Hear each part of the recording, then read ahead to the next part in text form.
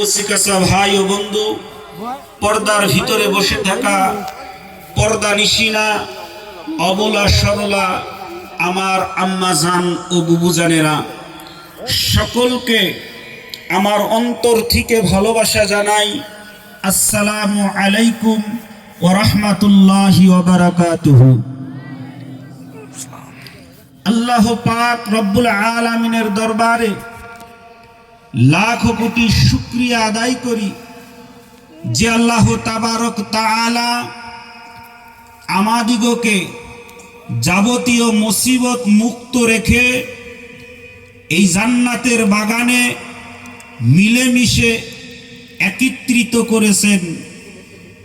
এই সময়, এই টাইমে, এই মুহূর্তে কত মানুষ হসপিটালে রোগী হয়ে পড়ে রয়েছেন, কত মানুষ বিভিন্ন মুসিবতে ব্যতিব্যস্ত হয়ে পড়ে রয়েছেন, কত মানুষ কত অপঘাতে তাদের কত রকমের বিপদের সম্মুখীন তারা হয়েছেন। আল্লাহ পাক আমাদের না শুয়াইছেন হসপিটালের বেডে, না দিয়েছেন আল্লাহ কোনো মুসিবত, না রেখেছেন আল্লাহ কোনো বিপদ। সমস্ত মুসিবত বিপদ সমস্ত বেমার থেকে আল্লাহ হেফাজত রেখে জান্নাতের বাগানের ভিতরে বসিয়েছেন। সেই আল্লাহর শুকরিয়া একবার অন্তর থেকে আদায় করি, সকলে বলি আলহামদুলিল্লাহ। এই আওয়াজ মানি না, আরো জোরে বলুন না আলহামদুলিল্লাহ, আরো চিল্লে বলুন আলহামদুলিল্লাহ। আমার বাপজি ভাইরা, আল্লাহ পাকের শুকরিয়া আদায় করতে কষ্ট হয়, মনে কষ্ট লাগে। যদি আল্লাহর শুকরিয়া আদায় করতে মনে কষ্ট লাগে, তাহলে দুনিয়ার ভিতরে আমরা না শুকরা হয়ে যাব। আর না শুকরা যারা হয়, আল্লাহ পাকের এত এত অনুদান পাওয়ার পর যারা আল্লাহর শুকরিয়া আদায় করে না, আল্লাহ পাক রব্বুল আলামিন এই দুনিয়াতে তাদেরকে ভালোবাসে না। একবার জোরে বলুন নাউজুবিল্লাহ, নাউজুবিল্লাহ। আমার বাপজি ভাইরা, আল্লাহ পাক যেই নবী, রহমতের নবী, মায়ার নবী হুজুরকে দুনিয়াতে সর্বপ্রথম সৃষ্টি করলেন, সৃষ্টি করার পর 18,000 মখলুকাতের সব বস্তুকে এক এক করে সৃষ্টি করলেন। যেই নবীর উসিলায় আমরা এই দুনিয়াতে সৃজিত হয়েছি, সৃষ্টি হয়েছি, সেই নবীর মহব্বতে একবার মন খুলে দরুদ পড়েন, সকলে বলি সাল্লাল্লাহু আলাইহি ওয়াসাল্লাম, সাল্লাল্লাহু আলাইহি ওয়াসাল্লাম। আরেকটু জোরে বলুন না সাল্লাল্লাহু আলাইহি ওয়াসাল্লাম, সাল্লাল্লাহু আলাইহি ওয়াসাল্লাম। বাবা নবীর নামে দরুদ পড়লে আল্লাহ গুনাহ maaf করে দেয়, জোরে বলি সুবহানাল্লাহ, সুবহানাল্লাহ। নবীর নামে দরুদ পড়লে আল্লাহর রহমত নাজিল হয়। একবার না, রাসূল বলে মান সাল্লা আলাইয়া ওয়াহিদাতান সাল্লাল্লাহু আলাইহি 10 মাররাতান। যে ব্যক্তি আমি নবী আমার উপরে একবার দরুদ প্রেরণ করে, আল্লাহ পাক রব্বুল আলামিন তার উপরে 10 বার রহমত নাজিল করে, জোরে বলুন সুবহানাল্লাহ, সুবহানাল্লাহ। এটা আমার কথা না, রাসূলের কথা। যে মানুষটার উপরে 10 বার রহমত নাজিল হয়, ওই মানুষটার দুনিয়াতে কোনো অসুবিধা থাকে বাবা? কোনো অসুবিধা থাকে? কোনো রকমের অসুবিধা থাকে না। যার উপরে 10 বার রহমত নাজিল হয়, ওই মানুষটার দুনিয়াতে কোনো অশান্তি, দুনিয়ার কোনো অসুবিধা আল্লাহ পাক রব্বুল আলামিন রাখেন না। এই দরুদ শুধু আমি নয়, মখলুকাতের ভিতরে শুধু ইনসান নয়, মানুষ নয়, 18,000 মখলুকাতের যত রকমের মখলুকাত আছে, গাছ থেকে নিয়ে যত প্রাণী আছে, যত জীবজন্তু আছে, সবাই রাসূলের উপরে দরুদ পড়ে, জোরে বলুন সুবহানাল্লাহ, সুবহানাল্লাহ। আমার বাপজি ভাইরা, পৃথিবীর ইতিহাসের মধ্যে জ্বলন্ত একটা ইতিহাস আমাদের সামনে ভাসে। পৃথিবীর ভিতরে একটি প্রাণী, মাত্র একটি প্রাণী, এই প্রাণীটা আল্লাহ রাসূল সাল্লাল্লাহু আলাইহি ওয়াসাল্লামের উপর দরুদ প্রেরণ করেছিলেন। আল্লাহ রাসূলের উপর দরুদ প্রেরণ করে এই দুনিয়াতে জাহান্নামের আগুনটা তার জন্য হারাম করে নিয়েছিলেন। একবার জোরে বলুন সুবহানাল্লাহ, সুবহানাল্লাহ। একটা প্রাণী, বাবা আমি ওয়াজ আরম্ভ করি নাই, আমি ভূমিকায় আছি।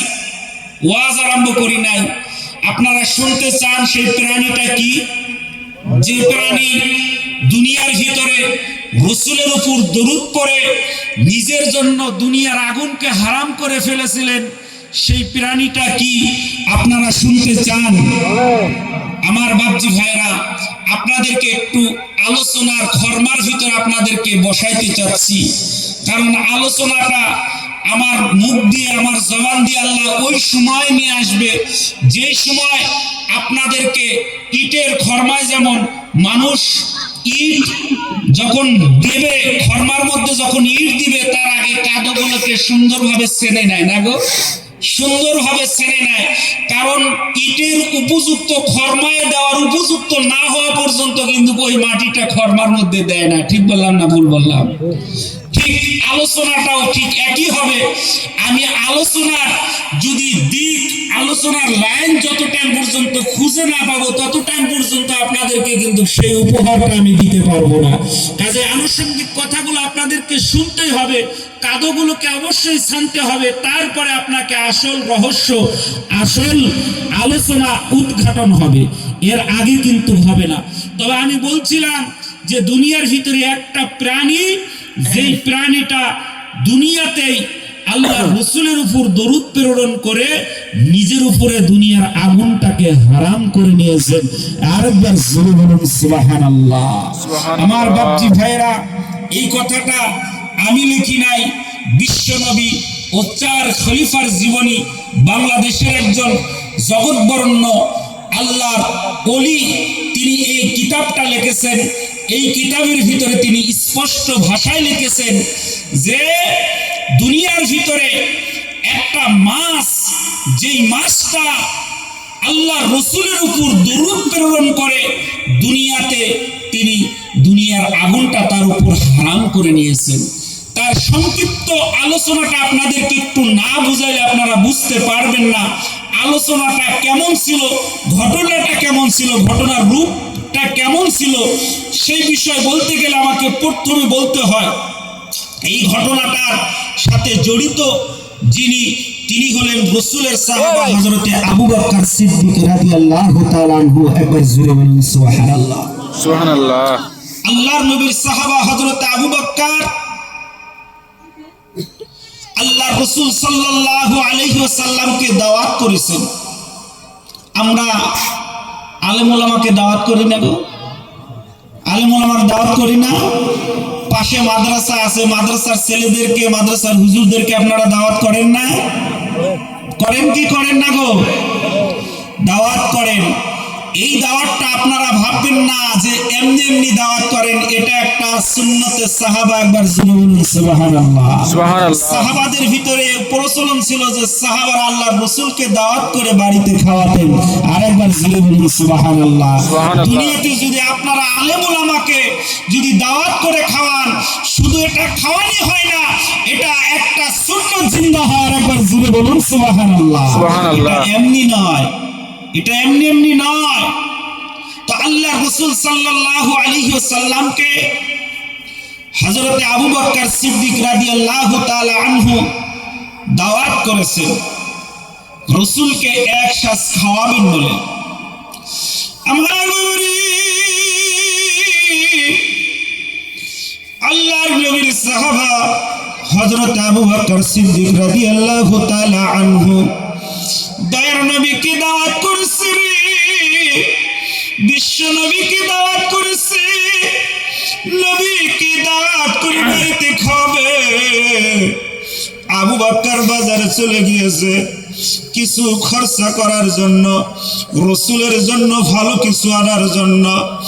আবু বকর বাজারে গিয়েছে রে বাবা, বাজারে গিয়ে আল্লাহর নবীর সাহাবা আবু বকর দেখতে পেলেন বাজারের মধ্যে এত সুন্দর একটা মাছ উঠেছে, বাজারের মধ্যে এত সুন্দর একটা মাছ উঠেছে।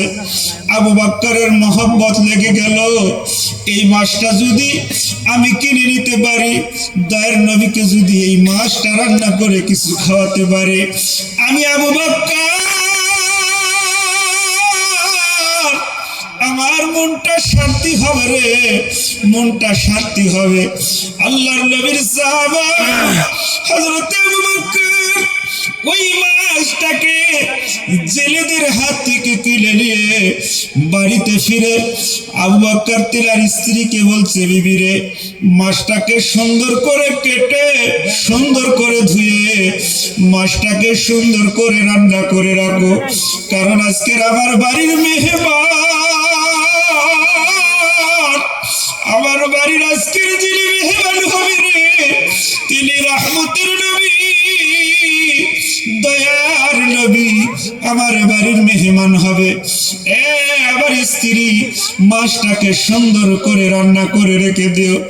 আমার বাবা হযরত আবু বকরের স্ত্রী মাছটাকে সুন্দর করে কুটে ধুয়ে চুলার উপরে যখন বসিয়ে দিয়েছে রে বাবা, চুলার উপরে মাছটাকে বসিয়ে দিয়ে হযরত আবু বকর সিদ্দিক রাদিয়াল্লাহু তাআলা আনহু তিনার স্ত্রী ওই মাছটাকে রান্না করার জন্য বারংবার আগুন লাগাইতেছে।